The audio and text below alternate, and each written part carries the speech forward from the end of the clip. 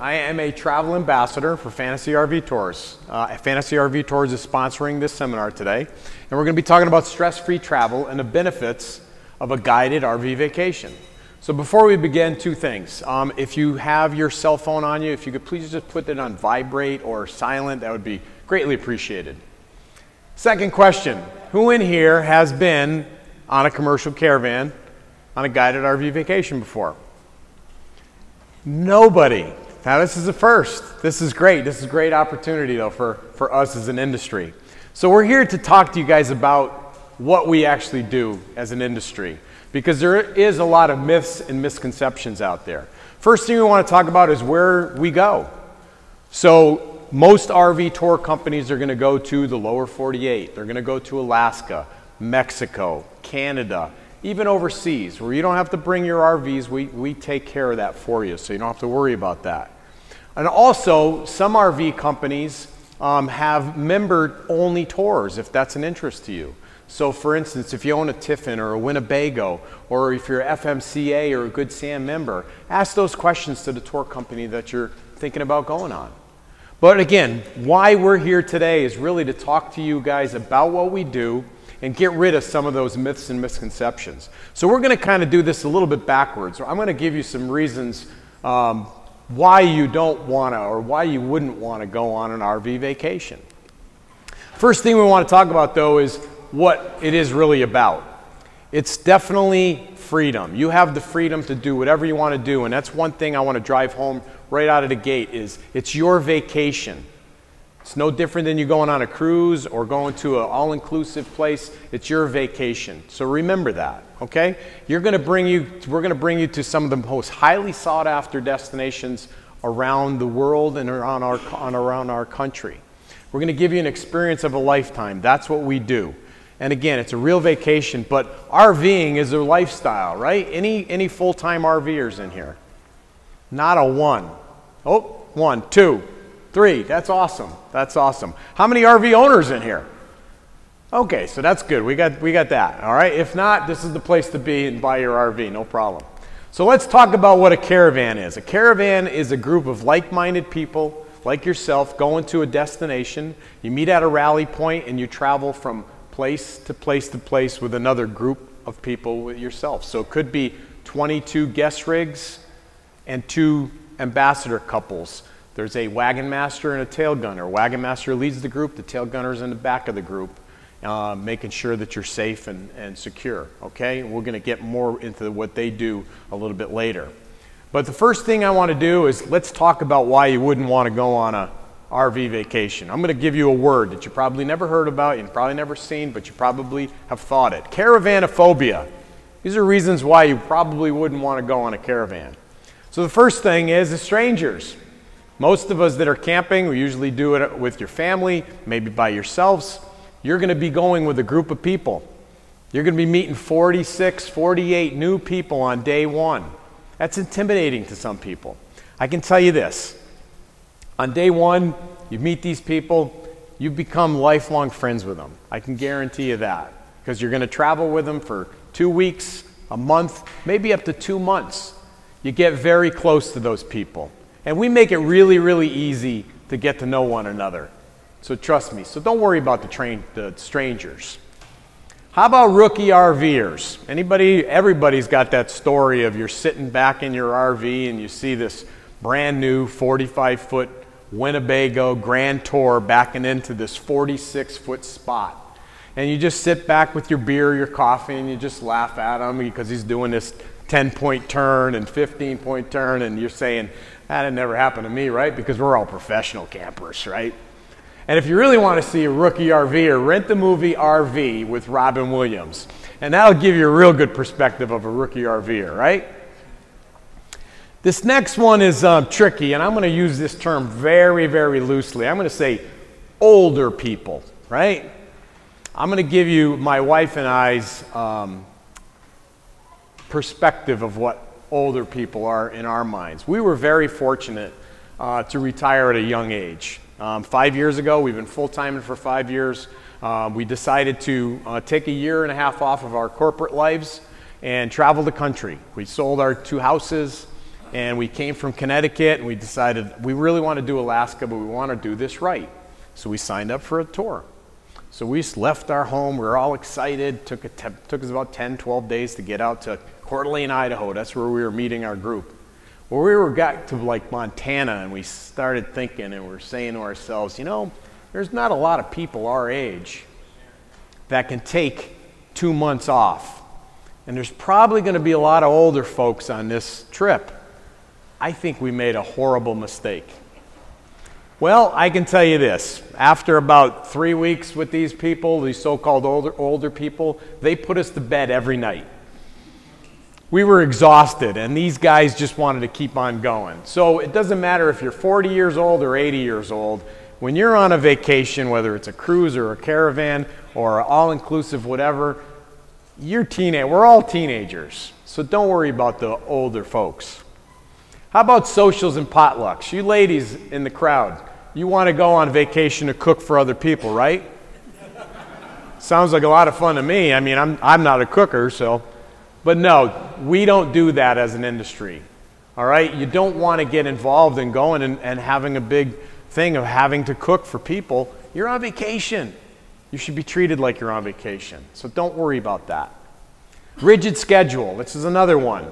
This is not a military exercise. We're not getting you up at 5 a.m. and we're not going to tell you got to be here for 8 and you got to be here for 10 and at noontime you're going to do this and at 2 o'clock. It's not like that. Again, it's your vacation. Keep that in mind at all times. We have a schedule for you.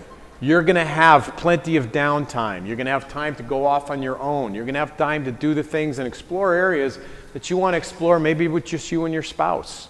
So that schedule is not going to be as crazy as you think it is. And this is the last one. It's always a funny one because when people ask and say caravans, you think of convoys. We're not a group of truck drivers going down the road or their big rig with their nose to tail. It's not like that. We're going to talk a little bit more about that, the way we travel in a caravan. But don't worry about that. So those are some of the myths and misconceptions out there about the industry. So let's talk about how a tour begins. Who's the planner in the group? There's usually the women are the planners and the men are the yes dear and they drive the rig, right? So how hard has it been to plan for a week vacation in your camper? You probably got a couple laptops up on your kitchen table, which is probably for a good week, and you got TripAdvisor and Google Maps and what to do in the area, and it's very, very stressful, right? It's not a lot of fun booking a 1-week tour. Imagine booking a 2-month tour. Imagine what you'd have to go through to do that. What do I do when I get to this area? I got to research TripAdvisor, all this stuff. We take care of all that for you. Take that off of your plate. How about the routes? Most people use a GPS, right? But a lot of times that can get you in trouble. What we do as an industry is, one, we don't want to take you from point A to point B. This is not the Amazing Race. Who gets to the campground next wins the prize. So we want to take you on a nice route. It's because many times going from one campground to the next campground, that's the most enjoyable part of the day. You see things that you're never going to see. You come across wildlife that you wouldn't expect to see. That's what it's all about. We don't want you to use your GPS. More importantly, when you go maybe into Mexico, Canada, and Alaska, and you're following your GPS, and you're 13 feet high, and you come up to this 10-foot bridge, one of two things are going to happen, right? You're going to either leave that bridge 3 feet shorter, or you're going to make a bunch of new friends behind you because you're going to take about a half an hour, 45 minutes, unhooking your tow vehicle, doing your 20-point turn to get back in the right direction. So we're going to talk to you a little bit later about what we do as an industry to help you through that. How about the activities? We hit on that a little bit more. It's all taken care of for you. So the best way that I like to describe caravanning is it's cruising in your RV, because the only thing that you're required to do and pay for extra is your fuel, your groceries that we're not going to provide for you, and any incidental gifts that you got to bring home for your family or for yourselves. Now, all your meals aren't going to be covered, but many meals are. All your tips are going to be included for the bus drivers, all that stuff. So don't worry about that. So here's what your tour should include when you are looking at a commercial company. It should include a pre-trip informational packet with a vehicle checklist. 90 days prior to you leaving on your trip, your wagon master, who's going to be leading your group, is going to be getting a hold of you. He's going to make sure that you have all the information for yourselves and for your rig to be prepared to go on this journey, wherever it may be. Okay? It's a very, very important phone call. On that phone call, too, is he's going to ask you if you have any dietary needs. It seems like everybody's either lactose intolerant, vegan, vegetarian, pescatarian. There's all kinds of stuff out there. But it is important because we handle that as ambassadors for you. So if you have any dietary needs or if you have any medical conditions, we're going to ask you that up front. So that's a real important phone call, and that's one of the main things that we do as an industry. How about the professional wagon masters and tail gunners? We're going to talk more about that, but again, these people have done this trip before. They know the must-sees. They know these little gems, hidden gems along the way that they're going to give you the information that when you're traveling from campground to campground, along the way, we're going to talk about that so you make sure that you don't miss these things. Stress-free travel, we hit on this again. You don't have to worry about nothing. You're just going to show up and we're taking care of everything. The detailed trip log. So before you leave from one campground to the next, depending on the mileage that you're traveling that next day, you could have a travel briefing or meeting. They're going to give you your trip log, which you're going to have prior to anyways, but you set your tripometer to 0. So all your fuel stations, any road hazards, any best places to get a great scenic picture or a landmark, all that stuff is going to be detailed out on your trip log for you. So once again, you don't have to worry about watching the GPS because again, it's not about the amazing race to get to the next campground. That wagon master is going to leave the campground first. He's going to get to that next campground and he's going to be ready to accept you guys in, get you to your campsite. The tail gunner's always at the end. He's there for that emergency medical or some sort of vehicle emergency. That's what we do. The daily briefings, we just kind of covered that. Camping fees. This is really important because us as an industry, we do trips year over year over year, and many of the trips that we do are doing through prime time season. Especially you go to Canada or Alaska, even in the lower 48. How much do you think that you would pay for a campground if you tried to do it on your own? I can tell you this, my wife and I, we go to the Keys for the winters every year. How much do you think a campsite in January, February, or March is in the Keys? Take a guess. $220 a night. You must stay at Blue Water. There you go. Okay, so what we can do for you as an industry is, again, these campgrounds, they know that we're coming in, we're bringing in 6, 8, 10 groups out of the year. They're going to give us a great pricing for that because it's guaranteed business for them. We can pass those savings along to you. And the reason why I bring this up, and you'll see, is because once you start looking at a catalog through one of the tour companies, some people get sticker shock. Put a pen to the paper.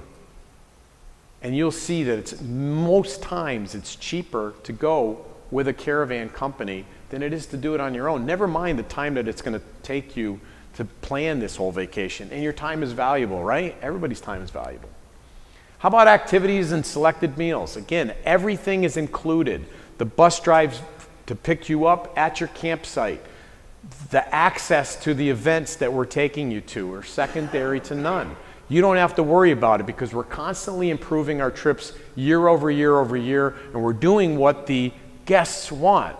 We give them a survey at the end of our tours, and we take that information back and we try to improve and give you what you want. So we know what we're going to take you to, and we're going to give you the best of the best. But the real big takeaway is the lifelong friends, the people that you meet on day one that you're not really sure that you want to really meet and hang out with. They become lifelong friends of you guys. And it happens year over year, trip over trip. I can tell you us as a guest, we went to Alaska as a guest. And we still probably stay in contact with 70% of the people that we've went on that trip with. And that was 4 years ago. And what happens many times is the people that you meet on day one, you get to know and you get to be comfortable with them traveling. So many times at the end of the trip, you're already talking to them is, where are you going next? I was thinking about Washington. I was thinking about this. You know something, I enjoyed traveling with you. Let's do this together. And that's what happens all the time. So we talked a little bit earlier about it's not convoy style. What we encourage is independent travel. And what that means is we want scattered travel. So what's going to happen is you have your daily briefing and you're traveling 200 miles that day, and you leave, the wagon master gets up and he's going to say to you, okay, we are leaving at 9 a.m. and his job is getting right to that next campground again to be prepared for you. All right? He's going to say the tail gunners leaving at 11:30. So that's going to give you a window of opportunity of about 2.5 hours. Now, if you're an early riser and you want to get right behind that wagon master, great. You might get to the campground, you're going to sit out in your camper for about 3 hours waiting for you to get in. We don't want that. Okay? Take your time. It's not a race. The tail gunner is always going to be the last one to leave the camper. The campsite. And why that's important is what he does is he's going to sweep that area of all our campsites. Make sure that you guys didn't leave anything behind. And he's going to be more than happy to bring you back your sewer pipe that you left there. He will hand deliver it to you at the next campground. But that's what they do. And most importantly, they're there to make sure that along the way, if they see you on the side of the road, and you're going to get a call from them. Hey, you all right? Yeah, you know something? We're just taking a break, having some quick lunch. They're trained to pull off to the side, wait for you to continue on, give you a 5-10 minute head start, and they're behind you. They're always going to be there for you in case of a medical emergency or you have a vehicle problem. We're going to make sure that you guys get the help that you need before they move on. And that's what we do. So all you got to do is just show up and enjoy some of the scenery that you're going to take, some of the activities that you're going to partake in. Maybe it's feeding an elephant, maybe it's riding an ostrich, maybe it's petting a baby whale. I don't know what it is, but the things that are out there are amazing. We want you to relax. You're on vacation, right? See some of the attractions that you'd probably think that you could never ever imagine seeing. The events that we take you to, you're going to get front row seats. We're going to more than likely bus you in. You don't have to worry about those ride shares all the time. Now, I'm not telling you you won't have to ride share sometimes. If we're going 2 miles down the road, we're not going to bring a bus in for you. But for the most part, you want to ask those questions when you're talking to your tour company. Here's my itinerary for this trip I'm interested in. How many times do you actually do bring us to the events? That's a real good question. But the biggest takeaway, once again, is the friendships that you're going to make and the memories that you're going to have to bring home to your friends and family back home when you're done. So a quick overview of what we do as a caravan company is, again, you're going to get the professional wagon masters and the tail gunners.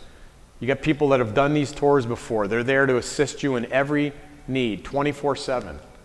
You're going to have the safety in numbers, especially crossing the borders and sometimes that's really important. Going down to Mexico, you want those safety. You'll always have a friend available for you. Stress-free travel, you don't have to worry about anything, right? We're taking care of all that. We're taking that off your plate so you can enjoy the new friends that you're going to be traveling with for the next how many days, whatever it is that tour is. And if we did our job right as an industry, we're going to give you a lifelong, life-enriching experience that you're never going to forget. And hopefully, you're going to want to book something else and keep on continuing, because again, it is that lifestyle. Because we have all kinds of different tours. We have all kinds of different rallies, which we're going to get into all over the place. But I want to show you one, and the first one I'm going to show you is Western Canada Land and Sea. It's a 38-day caravan. Here's the map of it. If you're looking 130 average miles per day, it's only a 1,430 mile trip. And again, you're not traveling every day because you might get to an area and you're staying there for 2 days, 3 days, 4 days, whatever. Whatever we can do in those areas, we're going to stay as long as we can if there's a lot of things to do. But it's a short trip, and I want to show you a quick video on it.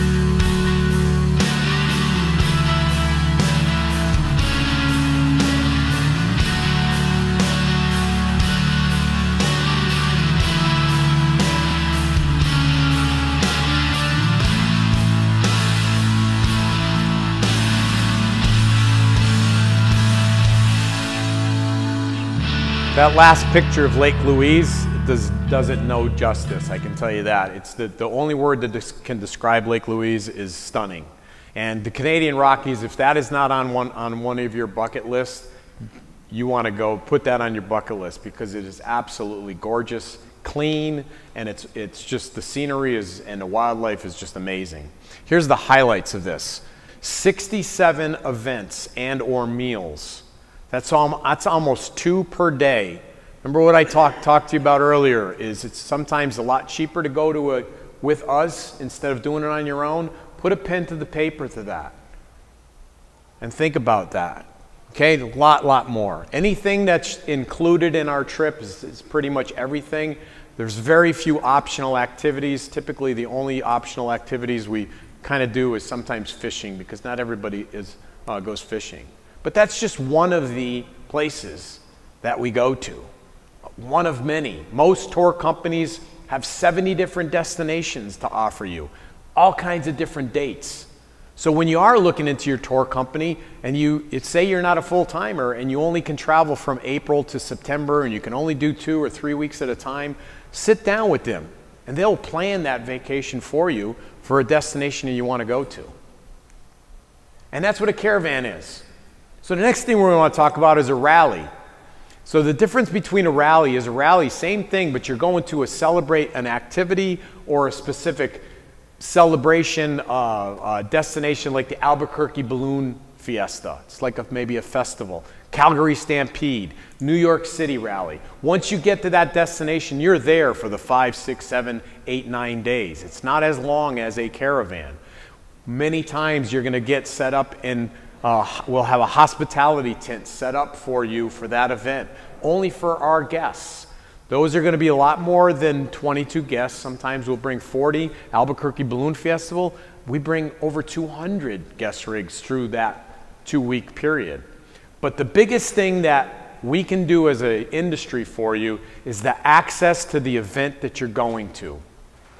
You're not going to be 45 miles away from the Albuquerque Balloon Fiesta and have to travel in each and every day at 5 a.m.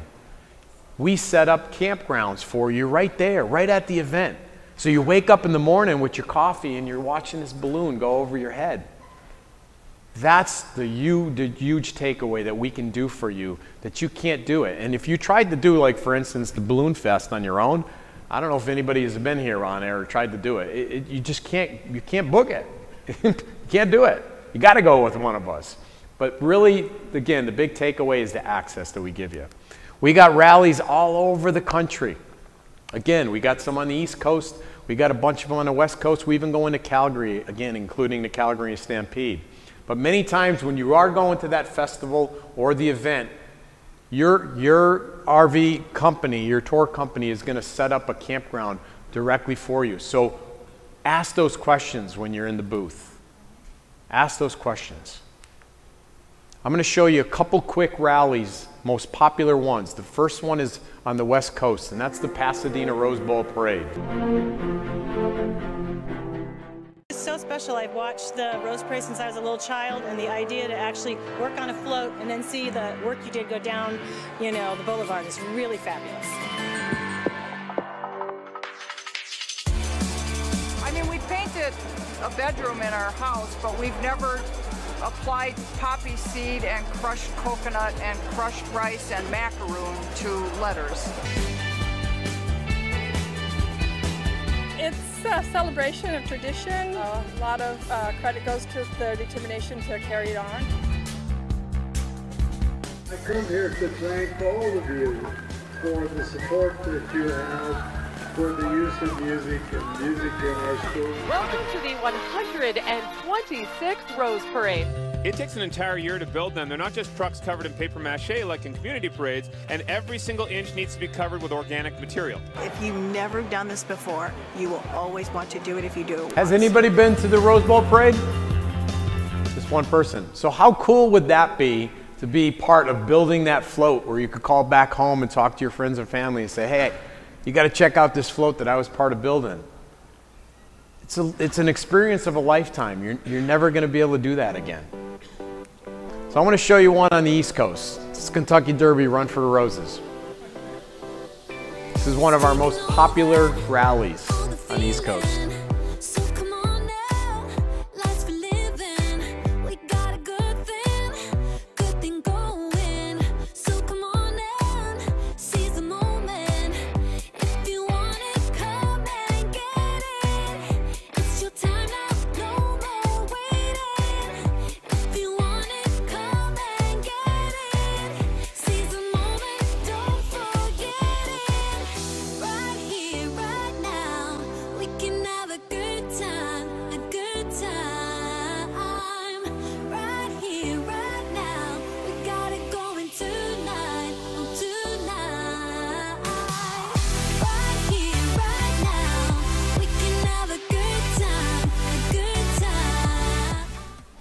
I can tell you this, the Derby is way more than just a horse race. It's really a huge event. And we take you down Millionaires Row and you get all involved and you get to be schmoozing with all those people that got more money than God, you know? But it's, again, women love the Derby because they get to dress up in their nice flower dresses and the big frilly hats, and it's really an event. And we don't discriminate. So some of you guys that want to do that, you can do that too. But if it's not on your bucket list, that's one of the things that you probably want to go see before your end of your journeys, okay? So those are the differences between a rally and a caravan. So we're going to kind of jump back to a caravan and raise of hands is how many people would love to take your RV to Alaska?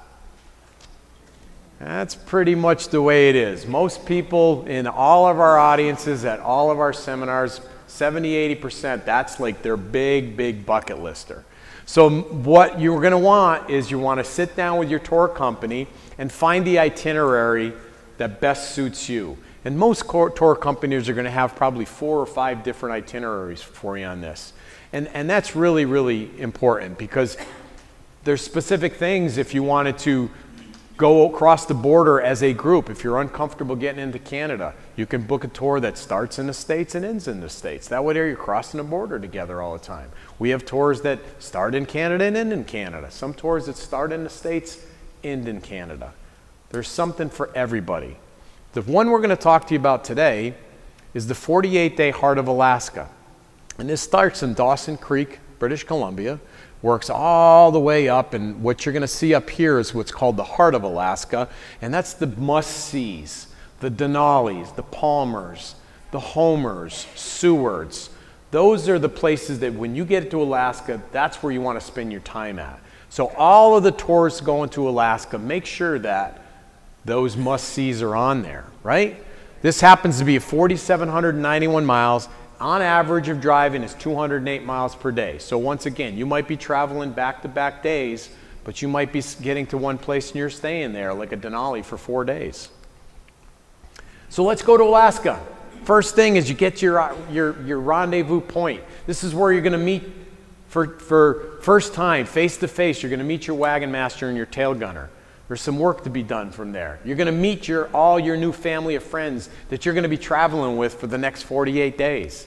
The first thing that we're going to do is we're going to prep your vehicles. We're going to put a nice sticker on the back of your rig, on the front of your rig, and on the back of your tow vehicle. Why that's important is because now we know as ambassadors that you're in our group, especially for the tail gunner. If he sees you on the side of the road, he sees that sticker, he's going to be radioing you or calling you depending on the area of cell coverage. We use radios, walkie-talkies when we're in Canada and Alaska.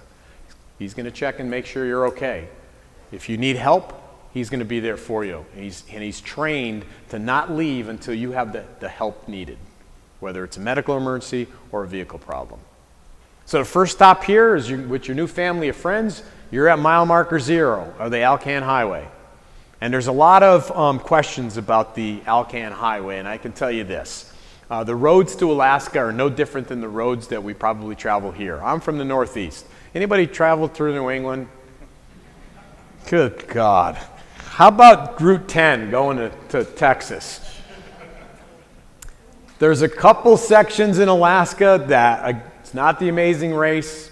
It's rumble strips because they can't pave. You go 25, 30 miles an hour, you will not have rig problems. If you want to go 65 miles an hour down a bunch of rumble strips, you're going to have problems. I'm telling you right now. But it's a myth, the roads in Alaska. They are well marked off, the frost heaves and anything like that, so you don't have to worry about that. Here's a must-see when you're going to Alaska. This is a bucket lister for many people, and that's the top of the world highway. When you're talking to your tour company, ask that question.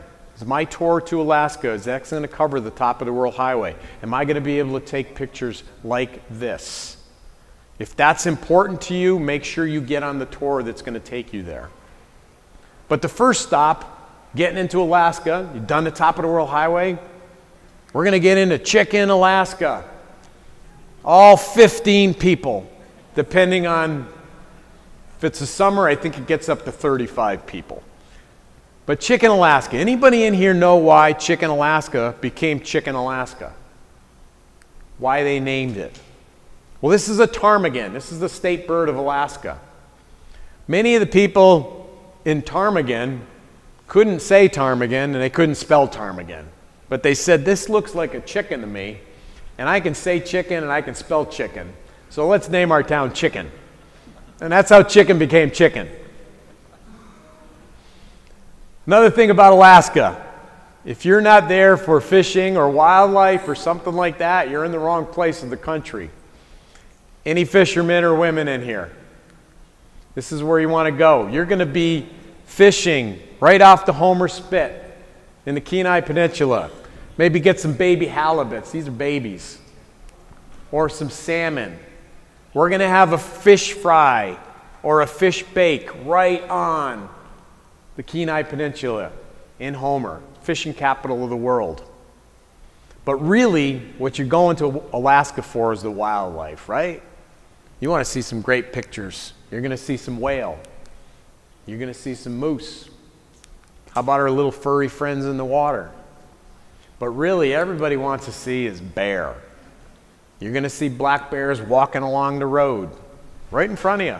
We were fortunate enough on our trip that we had 2 baby grizzly bears run out in front of our bus in Denali, and they fought for like 3.5 minutes. If you want to see the video, I'll show it to you later. But it was just, it was incredible. You couldn't script this. And really, again, the grizzlies. These are pictures from a guest that went to Alaska, these next few pictures, this past summer. There's a couple in here that are really, really cool.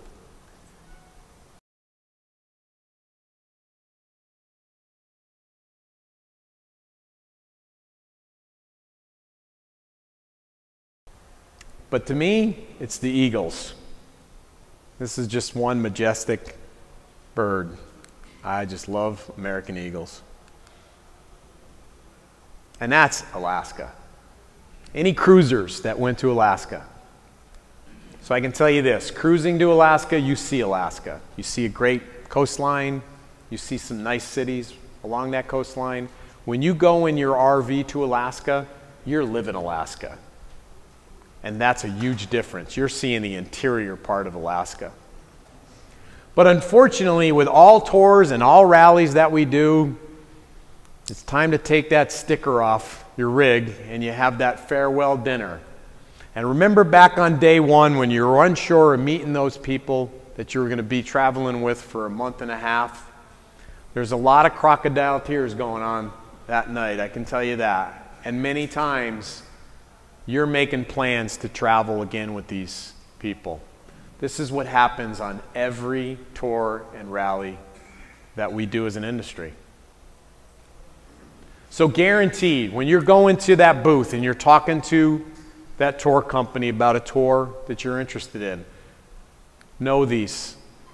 Beware of the small print. Make sure that everything that they're telling you is in writing. And you know that things aren't going to change. And if things do change, like, are you guaranteed your price after your initial reservation? What if they raise the campground fees? What if they raise the event fees that they're going to? Are they going to add that price to your bill? Ask those questions because you want to make sure that that's not a problem. How about do they run their tours every year? Why would that be important? Many of the tours are sold out year over year over year. In fact, most of our companies right now, we're booking 2021, 2022 tours. So if you're planning on this thing on your bucket list, and you're planning it out for 2021 and something happens in 2021 that you break your leg, your rig breaks down, where you have to bump it out. Well, we don't do it in 2022, sorry. We'll do it in 2023. So now you might be looking 3-4 years before you get to do that thing on your bucket list. Ask the question, make sure that they run it every year. And this is a real important one too, segmented tours, a split tour. What I mean by that is the people that you meet on day one, whether it's both your wagon master and your tail gunning team and all the guests, are they going to be there on day 48, day 61? Or are you going to meet a new group of people or a half a group of people and maybe get a new wagon master halfway through the tour because they'd split the tour up? You don't want to go on a tour like that, I can tell you that. So ask those questions. And again, do they offer a no interest payment plan? Many times you're booking a tour maybe 24 months out, 28 months out. So we have some people that like to budget their money, right? So do they offer that no interest payment plan? Can you take that tour if it's cost X amount of dollars and you split it up by the amount of months before you're going on the tour, and that's your monthly payment? There's no interest. Pricing shouldn't change, but now at least you've budgeted your money. Right? Those are all the important things when you are booking a tour with your tour company. Ask those questions. I want to talk real quickly about 2 other tours I want to offer. How about floating down the Mississippi River? How would you like to put your RV on a barge floating down the Mississippi River? Or put it on a train, a piggyback train, and ride the Copper Canyon? Anybody in here would like to do that? Would be awesome, right? Well, I got some bad news. You can't do it anymore. Unfortunately, we got all kinds of different things that are happening in our world, right? We got government regulations. We have climate problems. We have migration and extinction problem of the animals. We just don't know how many more times we can do some things that we do. You don't want to miss out on the things. You don't want to miss out on maybe petting a baby whale because we're not sure how much longer we can do that in Mexico, or going to see the polar bears. We just don't know. And really, more importantly, we don't know about ourselves, right? None of us in here can guarantee what's going to happen tomorrow. We can't guarantee what's going to happen in an hour. So make sure you understand that when you are thinking about any type of an RV vacation or anything. I sometimes look at life as like a yardstick. All right, we're all the same. We start off at 0, right? So at 0, that first foot of our life, what do? We go to school. We graduate high school. Perhaps some of us go off and go into college, learn a trade, whatever. Now we're at the 1 foot line, right? What happens at the 1 foot line? We get a career, start a job, maybe start a business, get married, start a family. We go through life and we make all these savings and we're busy, we're raising our children. And that brings us up to 2, right? 2 foot line. We only got 1 foot left. And that's when things get kind of different, right? Our children are having their own families. You're empty nesters now, right? Now what do? You got to start thinking about that. Life is too short. We can't guarantee anything. Time starts going by a lot faster and the days get a lot shorter when we're in that last foot of our life. And we find out that really what life's about is the experiences that you create.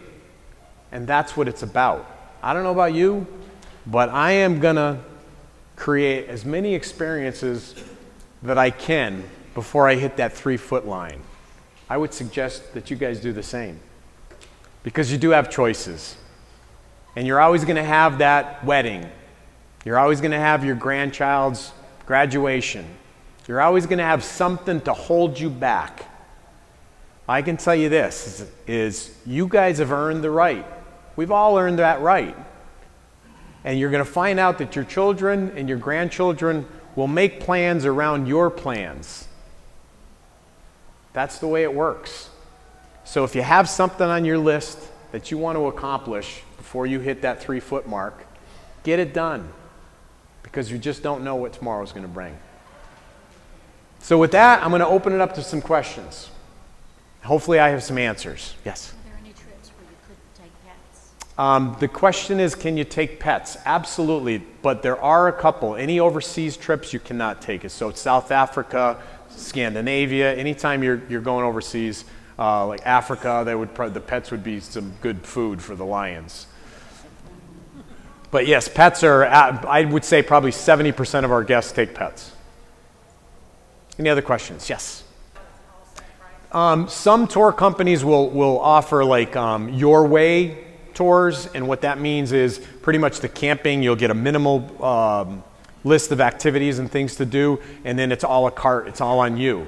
But that kind of takes away from what we do for you. Is now you have to research the area. You might want to stay longer than the groups going in, so that's why we don't do it. Again, it's your vacation, so if you don't want to do a specific thing, or if you want to go somewhere else, you're not going to get reimbursed for that, but it is your vacation. I'll give you an example. When we were in Alaska, my wife had family that lived in Anchorage. We left the group for 2 days. That was our choice, you know? But no, it's your vacation. You can do what you want. Yes? Are the prices per person or per camper? The prices, they're asking what the prices are. Most tour companies will give you a price for 2 in a rig, but they will offer singles. We have many singles that go on tours and our rallies. Any other questions? Yes, ma'am. So the question is, do you have hookups? Yes. So there's a caveat to that, especially when you're going to Canada and Alaska and stuff. You know, if you're going on one of these caravans to get 50 amp service and a sewer, water, cable, Wi-Fi, you're probably you're going to the wrong place. You know, some of the places we go to are rustic. You go up the New England area, you're going to get a rustic. You might get 30 amp service, but you're always going to have some sort of hookup. But if we are boondocking a night on a camp, you know, from campground to campground, because there's nothing in between, very, very rarely that happens. But when it does happen, when you get to Alaska or Canada, the wagon masters will tell you at your trip meeting. And the way we travel there is your black and gray tanks on empty, your freshwater tanks on full, and it's usually going to be one night. But you will always have some sort of service, electric and water for sure. Any other questions? Other than that, we will be around with Nancy's outside to answer any further questions out there. Thank you for showing up. Enjoy the rest of your day.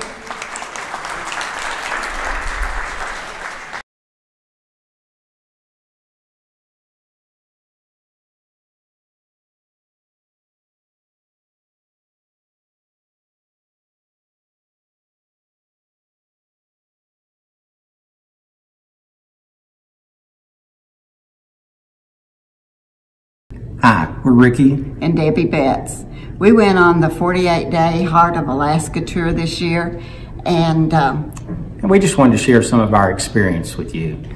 We researched and planned our trip for over 2 years, and we had more questions after all that research than we did when we first started.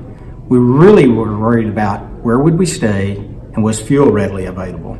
And then some of the websites even told us that the roads were horrible and that we needed to take extra tires and all that type of stuff.